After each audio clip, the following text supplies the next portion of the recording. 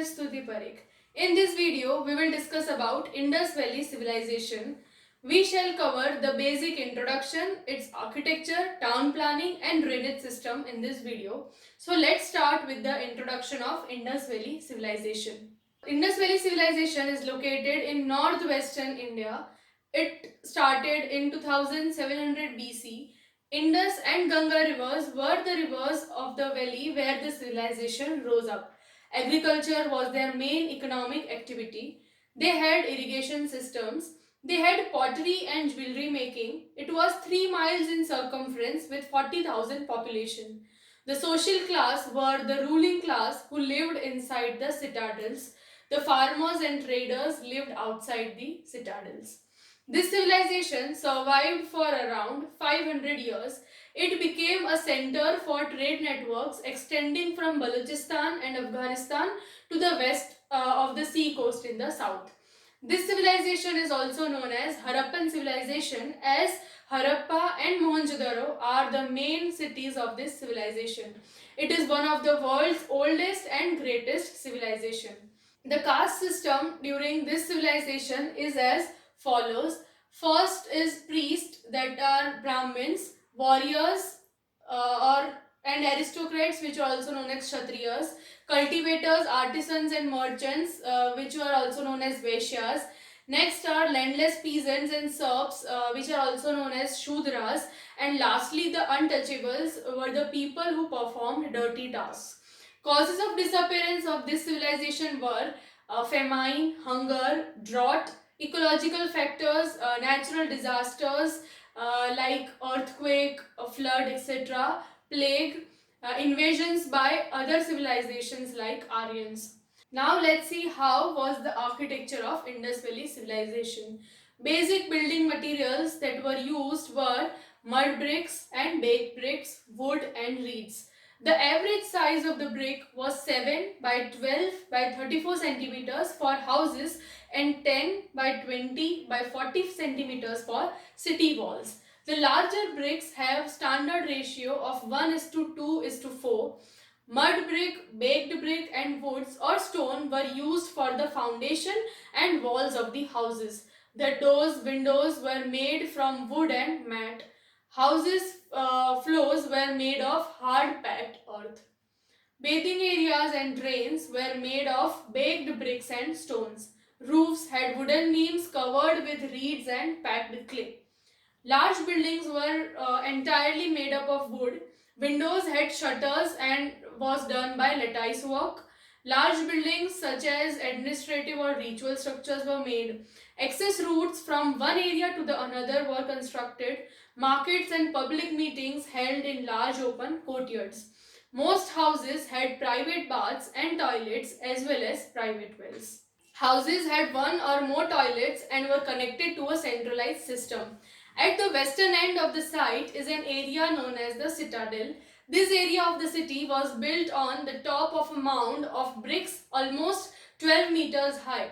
A large staircase ran up the side of this mound. Several large buildings and structures on the citadel mound suggest that this area may have been used for public gatherings, religious activities, or important administrative activities.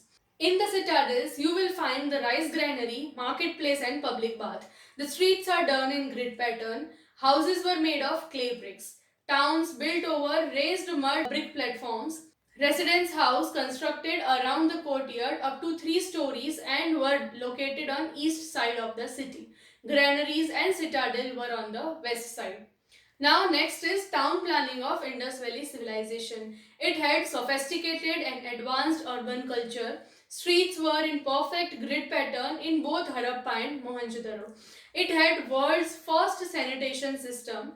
Individual wells and separate covered drains were provided along the streets for wastewater. Houses opened to the inner courtyards and smaller lanes. Impressive dockyards, granaries, warehouses, brick platforms and protective walls were constructed.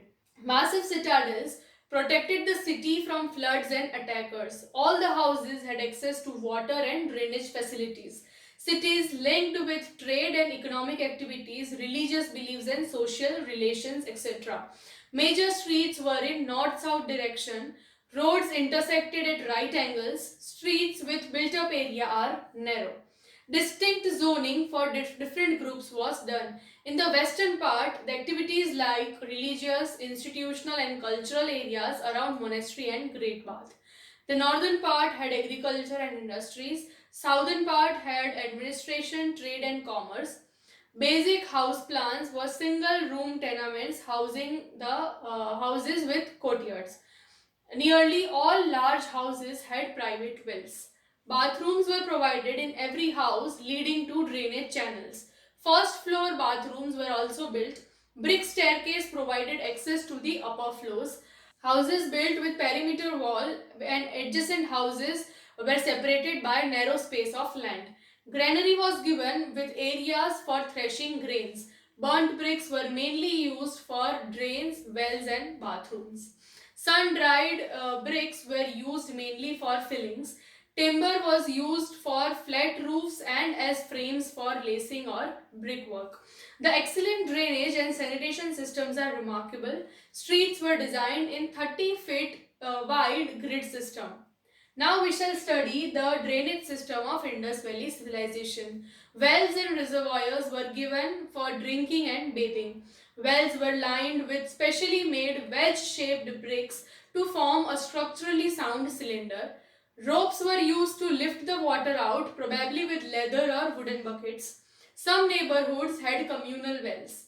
Drains and water channels in the upper stories were often built inside the wall with an exit open just above the street drains. Terracotta pipes were used to direct water out of the street. Many houses had distinct toilets separate from the bath areas. Commodes were large and sunk into the floors. Drains were covered with baked bricks. Garbage bins were provided along the major streets. No civilization at that period had such advanced drainage system. Each house had vertical and horizontal drainage. Underground drains for streets have stone slabs. House drains are connected with road drains. Soak pits are provided. There were even drainage holes on the sides of the street to remove water. They evenly spaced rocks over the holes to allow only water, not debris, to enter the drain. Almost every house had its own private drinking well, drainage systems and private bathroom. The drainage system was so big that a human would have been able to walk through the middle of the one. This was really helpful because if the drain was blocked, the drain could be easily accessed. This drain is about 5 meters deep. So this was all about Indus Valley Civilization. That's all for now. Thank you.